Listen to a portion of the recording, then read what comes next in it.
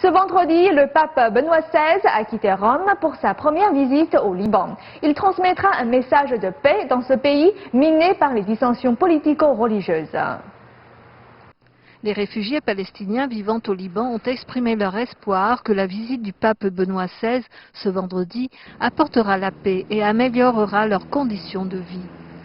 Le souverain pontife apporte un message d'unité pour sa 4e visite dans la région déchirée par la guerre civile en Syrie et les violentes manifestations islamistes contre les États-Unis en Libye et en Égypte. Malgré les tensions entourant la préparation de cette visite religieuse sensible, la sécurité est restée discrète à Beyrouth et les manifestations déclenchées par la publication de la vidéo diffamant le prophète musulman Mohammed devaient se passer loin de la capitale.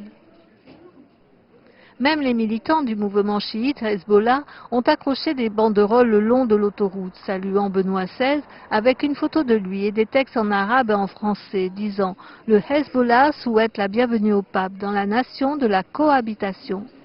Au cours de sa visite, le pape rencontrera les dirigeants de toutes les nombreuses communautés chrétiennes et islamiques du Liban, ainsi que les dirigeants politiques du pays. Les Palestiniens chrétiens du Liban espèrent que leur dirigeant spirituel pourra rétablir l'unité dans la région. Le pape est venu pour faire la paix et jeter un pont entre musulmans et chrétiens.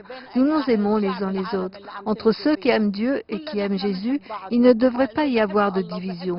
Si nous nous comprenons les uns les autres, il n'y aura pas de division.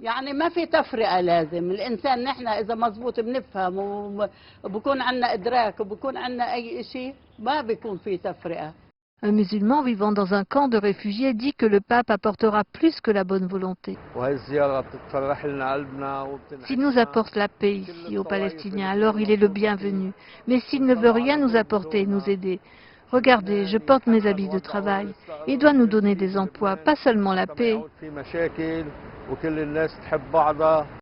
Des centaines de milliers de Palestiniens réfugiés au Liban se trouvent dans des camps où règne la pauvreté et le chômage. Au cours de sa visite, le pape a demandé aux chrétiens de ne pas quitter le Moyen-Orient, le lieu de naissance de la foi chrétienne. De nombreux chrétiens ont abandonné la région ces dernières décennies pour échapper aux guerres, aux tensions politiques et à la discrimination des majorités musulmanes. Les chrétiens constituent aujourd'hui 5% de la population du Moyen-Orient. Ils étaient 20% il y a un siècle.